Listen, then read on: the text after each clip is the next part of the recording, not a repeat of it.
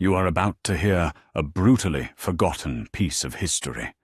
A cruel alpha cast his blind, shivering mate into the freezing mud, discarding her for a wealthier bride. He thought she would quietly die. He never expected the ruthless Alpha King of the North to fall to his knees in that very mud. According to the hidden shifter chronicles of 1412, the world of wolves operated in the shadows of medieval nobility. It was a time of brutal winters, and even more brutal politics. In the heart of the kingdom of Mercia, within the towering stone walls of Warwick Keep, lived Cecily of House Neville. Cecily was not always blind. 2 years prior, a devastating outbreak of the sweating sickness had swept through the English countryside. While her robust wolf healing had saved her life, the violent fever had burned away her sight, leaving her eyes a clouded, milky silver. Before the sickness, she had been celebrated as the future Luna of the Warwick Pack, the fated mate of Alpha Conrad. But in the ruthless hierarchy of medieval shifters, a weakness was a death sentence, and Conrad was a man whose ambition vastly outweighed his honor. It was the night of the winter solstice feast. The great hall of Warwick Keep was suffocatingly warm, filled with the overwhelming scents of roasted boar spiced ale and the musky, heavy pheromones of 300 wolves. Though she could not see the massive iron chandeliers or the banners of the gold and red wolf hanging from the rafters, Cecily could read the room with agonizing clarity. Her heightened senses picked up the hushed, pitying whispers of Lady Margaret and Lord William of York as she was led to the high table. She could hear the distinct, arrogant click of silk slippers approaching shoes that did not belong to her. They belonged to Amelia of the House of Beaufort. Amelia was a wealthy-sighted noblewoman from the southern packs, boasting a dowry of fertile lands and a ruthless political cunning. Cecily sat in her high-backed wooden chair, her hands trembling slightly in her velvet lap.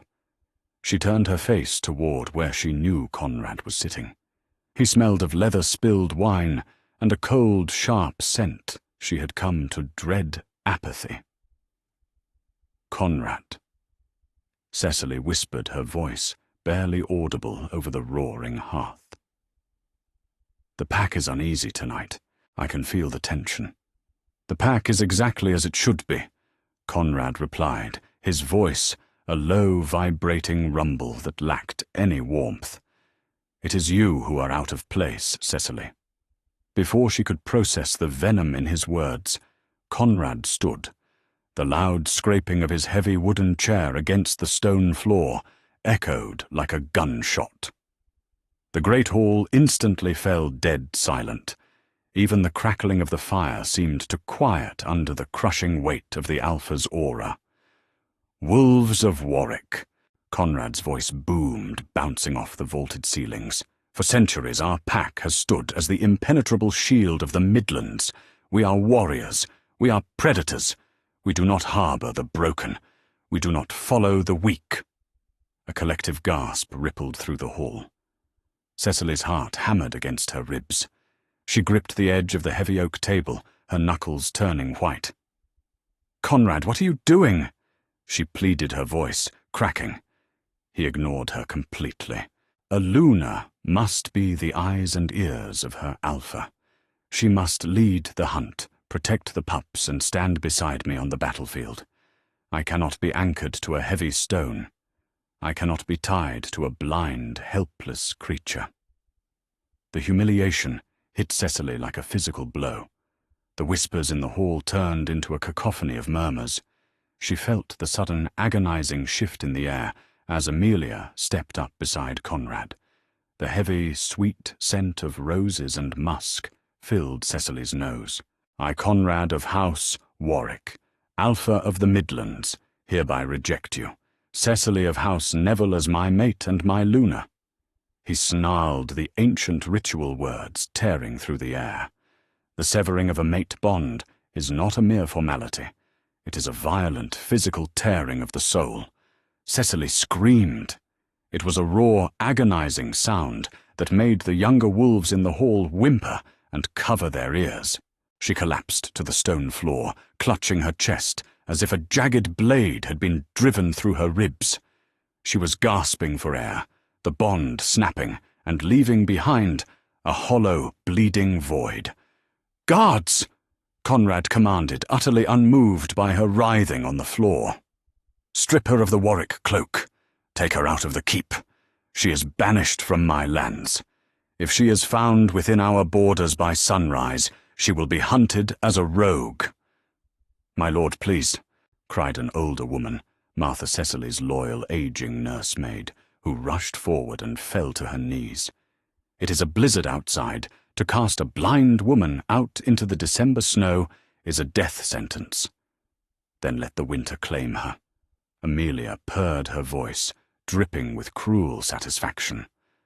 "A fitting end for a useless thing." Rough-armored hands grabbed Cecily by her arms. They dragged her across the rough stone floor, her knees scraping against the rush-covered ground. They tore the heavy, fur-lined Warwick cloak from her shoulders, leaving her in nothing but a thin linen dress. The heavy iron-studded oak doors of the keep were hauled open. The howling wind of the blizzard rushed in instantly, freezing the tears on Cecily's face. With one final violent shove, the guards threw her down the stone steps.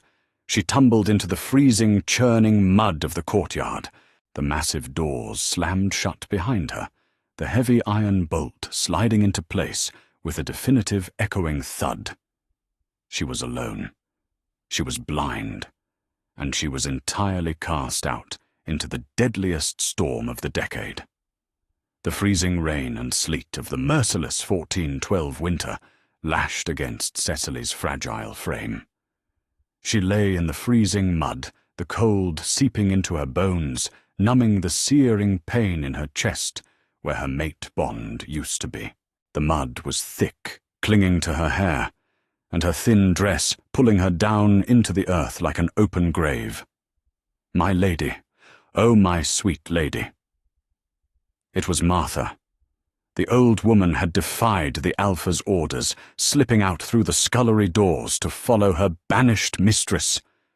Martha wrapped her own woolen shawl tightly around Cecily's trembling shoulders, pulling the younger woman to her feet. "We must move, child." Martha wept, her teeth chattering. "We must make for the Pennine trails. There are neutral lands there. We just have to survive the night." For 3 days and 3 nights the blind girl and the old woman wandered the treacherous, snow-choked borderlands. Cecily's bare feet were bruised, and bleeding, her toes blackened by frostbite. Because she could not see, she relied entirely on her heightened hearing and sense of smell. She smelled the pine needles buried under the snow, heard the distant rushing of half-frozen rivers, and felt the subtle shifts in the wind that indicated an approaching ravine. Despite her blindness, the wolf inside her refused to submit to death. But the wilderness was not empty. On the evening of the 4th day, as they sought shelter beneath the hollowed roots of an ancient oak tree, Cecily's ears twitched. A low, guttural growl vibrated through the frozen earth. Rogues. They smelled of rotting meat, desperation, and feral madness. 3 rogue wolves, exiled and starving, had caught their scent. "Martha, get behind me," Cecily whispered, her voice hoarse, her blind eyes wide, and staring into the darkness she always lived in. She dropped into a defensive crouch, baring her teeth. She had no pack, no bond, and no sight, but she was still a Neville. A massive, ragged wolf lunged. Cecily heard the crunch of the snow and sidestepped, slashing her claws blindly. She connected with fur and flesh, and the rogue yelped, but a second wolf slammed into her from the side, pinning her to the frozen ground.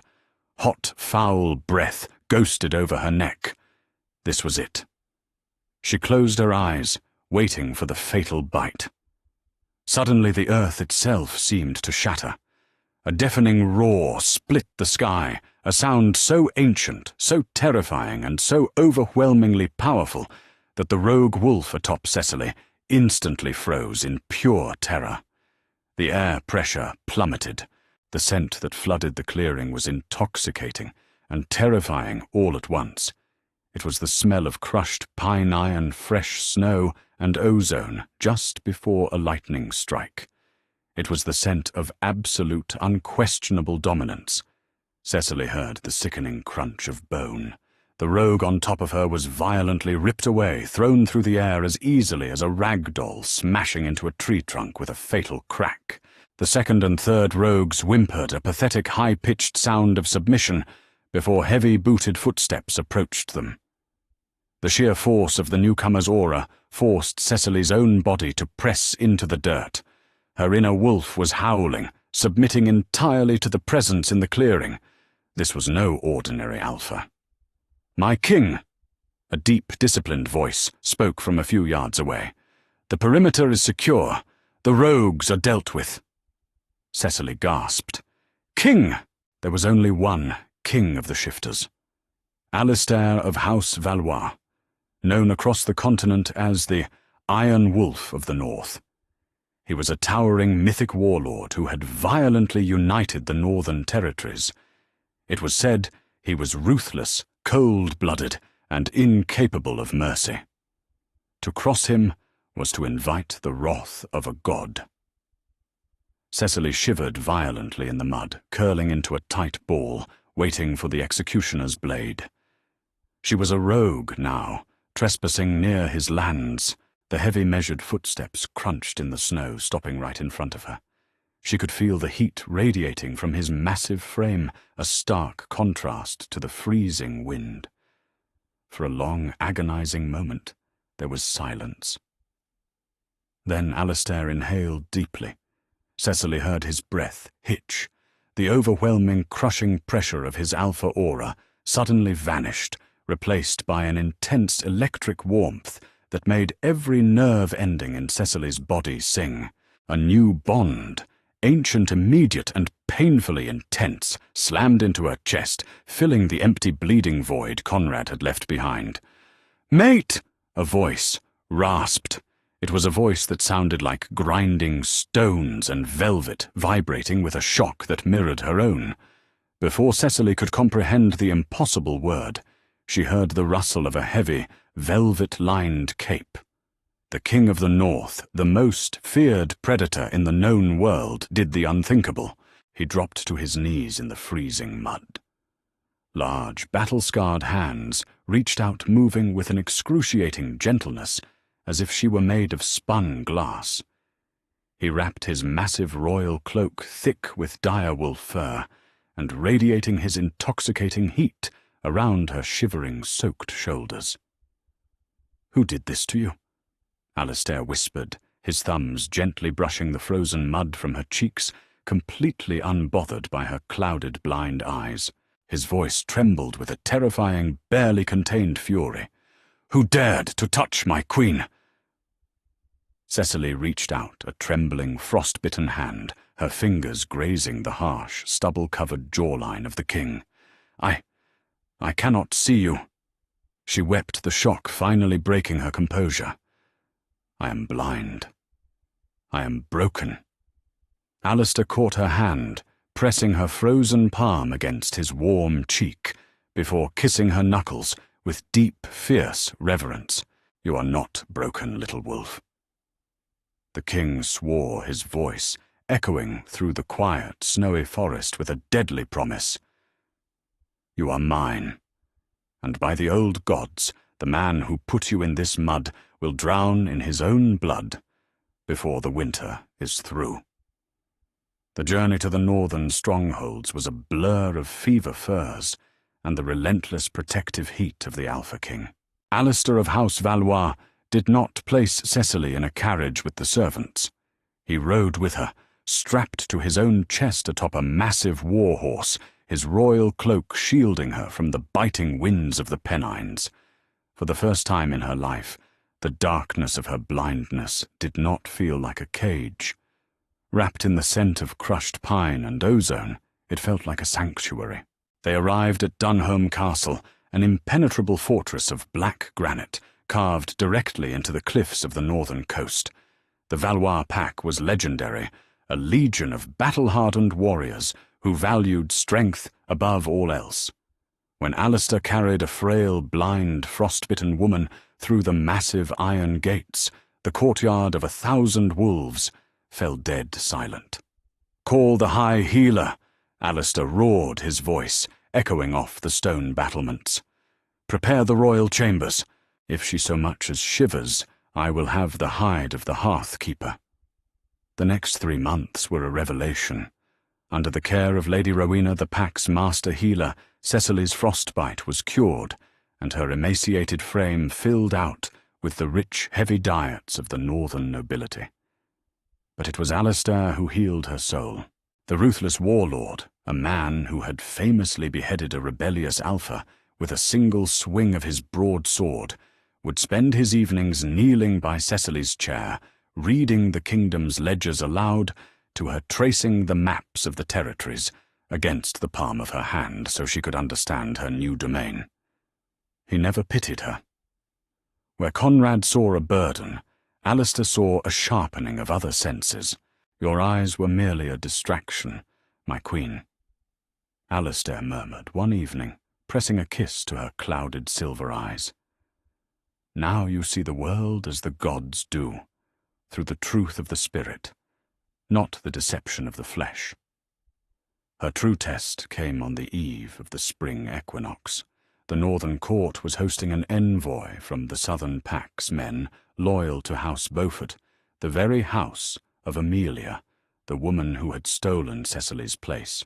The envoy, led by the charismatic Lord Percival, had come to negotiate a trade treaty.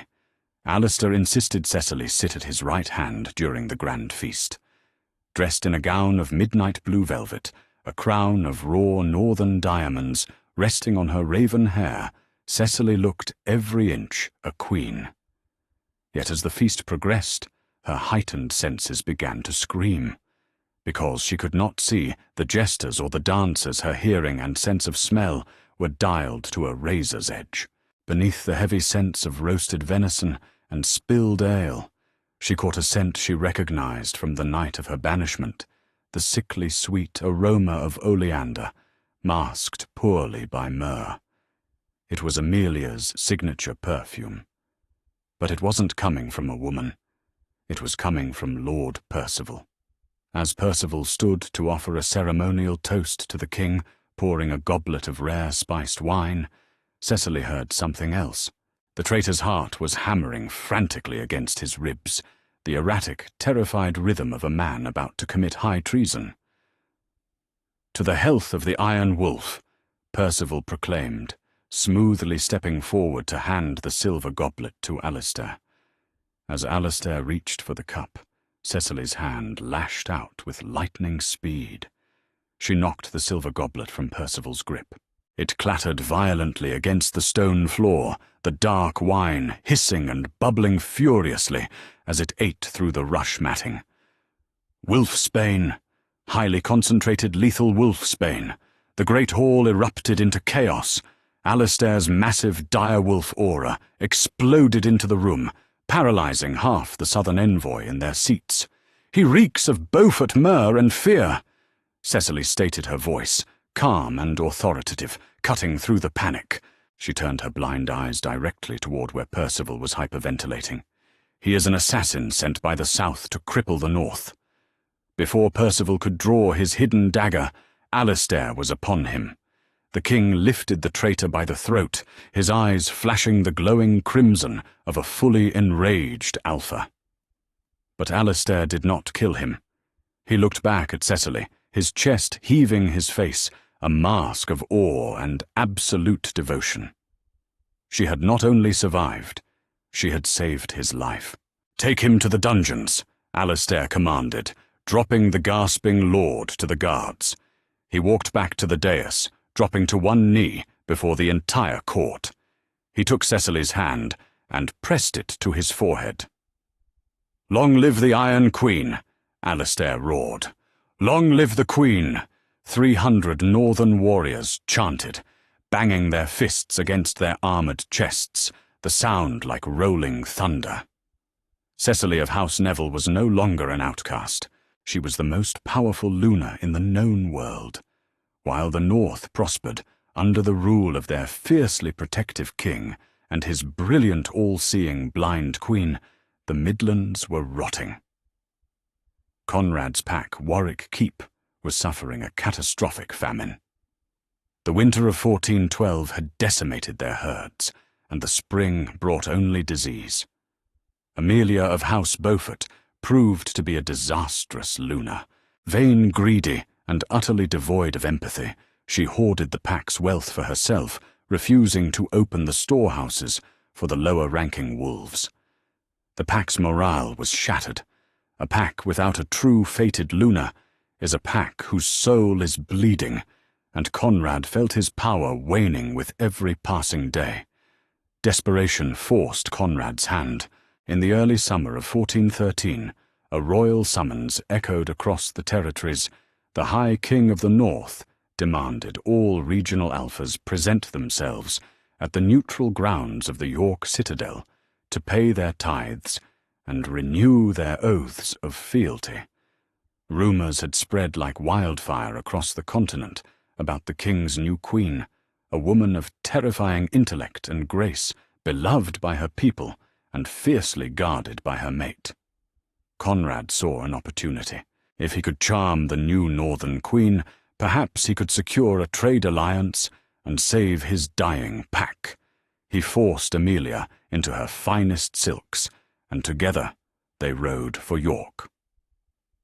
The great hall of the York citadel was a masterpiece of medieval architecture, lined with towering stained-glass windows that cast fractured rainbows across the marble floors. Hundreds of alphas and lunas from across the kingdoms stood in hushed reverence as the great iron doors swung open to admit the Alpha of Warwick. Conrad strode down the centre aisle, his chin held high, attempting to mask the desperation of his emaciated pack. Amelia clung to his arm, her eyes darting nervously at the massive, hulking northern warriors that lined the walls. At the end of the hall sat two massive thrones carved from bone and iron. On the right sat Alistair the Iron Wolf, leaning casually against the armrest, his predatory gaze fixed on Conrad. The throne on the left was empty. Conrad and Amelia knelt at the base of the dais, bowing their heads in submission. "Conrad of House Warwick," Alistair's voice boomed deep and lethally calm. "You come before me with empty wagons and a starving pack. You reek of failure." Conrad swallowed hard, his pride stinging. "My King the Winter was cruel to the Midlands. We humbly ask for the mercy of the North. We brought gifts for your new queen, in hopes she might look favourably upon an alliance." "My queen." Alistair mused, a dark, terrifying smirk playing on his lips. "Yes, she is very interested in the affairs of Warwick Keep. In fact, she has been waiting for this exact moment for 6 months." A door opened behind the dais. The heavy, rhythmic click of silver-heeled slippers echoed through the silent hall. Conrad's heart stopped. The scent hit him before he even looked up. It was the scent of wildflowers after a rainstorm, but it was no longer weak or submissive. It was laced with the terrifying, intoxicating dominance of the Valois bloodline. It was the scent of a true alpha queen. He slowly lifted his head. Stepping out from the shadows was Cecily. She wore a gown of crimson silk and gold chainmail, the heavy royal cloak of the North draped over her shoulders. Her silver-clouded eyes stared straight ahead, yet she moved with absolute predatory confidence, guided by the flawless map of sound and scent in her mind. Amelia gasped, stumbling backward and falling onto the marble floor. "No, it cannot be. She is dead. The blizzard took her." "It takes more than a storm to kill a Neville." Cecily spoke, her voice, once soft and pleading, now resonated with the crushing authority of a monarch. She stepped to the edge of the dais, looking down at the man who had thrown her into the mud. Conrad was paralyzed, his mind fracturing. The mate he had discarded, the blind woman he had deemed useless, was standing before him as the most powerful woman on the continent. The sheer magnitude of his mistake crashed into him, crushing his lungs. "Cecily," Conrad whispered, crawling forward slightly, reaching out a trembling hand. My mate." A deafening snarl ripped from Alistair's chest. The king stood his chair, crashing backward, his hand instantly going to the hilt of his broadsword. The entire hall of wolves dropped to their knees in terror as the king's killing intent flooded the room. "Say that word again," Alistair whispered, his voice vibrating with the promise of a massacre, "and I will separate your head from your shoulders, Conrad." Cecily placed a gentle, calming hand on Alistair's arm. The king instantly stilled, leaning into her touch, his furious eyes never leaving Conrad. "You do not have a mate, Conrad," Cecily said coldly. "You severed that bond in the dirt of your own keep. You traded a devoted soul for a woman who poisons kings and starves her own people." She gestured toward Amelia, who was sobbing uncontrollably on the floor. "We intercepted Lord Percival, Amelia. We know he was your cousin. We know you funded his assassination attempt on my king to weaken the North so the South could invade." Conrad turned, horrified, staring at Amelia. "Assassination, treason. What have you done?" "By the laws of the Shifter realms," Alistair's voice boomed over the crowd, "House Beaufort is hereby declared enemies of the crown. Amelia will be stripped of her titles and locked in the black cells of Dunholm for the rest of her miserable days." Northern guards immediately stepped forward, hauling a screaming, thrashing Amelia away by her hair. Conrad did not move to stop them. He was staring at Cecily, tears of absolute regret streaming down his face. "Cecily, please," Conrad begged his forehead, pressing against the cold marble. "I was a fool. I was blind to your worth. Warwick is dying. Take me back. Punish me, but save our pack." Cecily tilted her head, her unseeing eyes tracking the pathetic sound of his weeping. "Warwick is not dying, Conrad. You are—" Cecily replied smoothly. "By royal decree, the Warwick pack is hereby dissolved. Your lands are forfeit to the North. Your people will be fed and absorbed into the Valois territories, where they will be treated with the honor you denied them. As for you—" Cecily stepped back, taking her rightful place on the throne beside Alistair. The king reached out, intertwining his massive fingers with hers. "You said it yourself, Conrad." Cecily quoted her voice echoing with devastating finality. "A pack does not harbor the broken. We do not follow the weak. You are stripped of your alpha status. You are banished from the kingdom. If you are found within our borders by sunset, you will be hunted as a rogue." Conrad wailed, a gut-wrenching sound of total defeat. The guard stepped forward, ripping the alpha crest from his chest and dragging him backward out of the grand hall. The heavy oak doors slammed shut, sealing his fate in the mud exactly as he had done to her. Cecily sat on her throne, the heavy weight of the crown on her head, and the warmth of her true mate beside her. She could not see the vast empire stretching out before her, but she didn't need to. The Iron Queen had finally found her light in the darkness, and together she and the beast of the North would rule for a century. And that is how the discarded blind outcast became the most legendary queen in Shifter history. Karma didn't just knock on Conrad's door, it battered it down with the wrath of a king. Did you predict that epic twist at the summit? If you loved this story of brutal betrayal, royal vengeance, and finding your true fated mate against all odds, smash that like button. Right now, share this video with your pack and subscribe to our channel for more intense, real-life drama shifter tales. See you in the next story.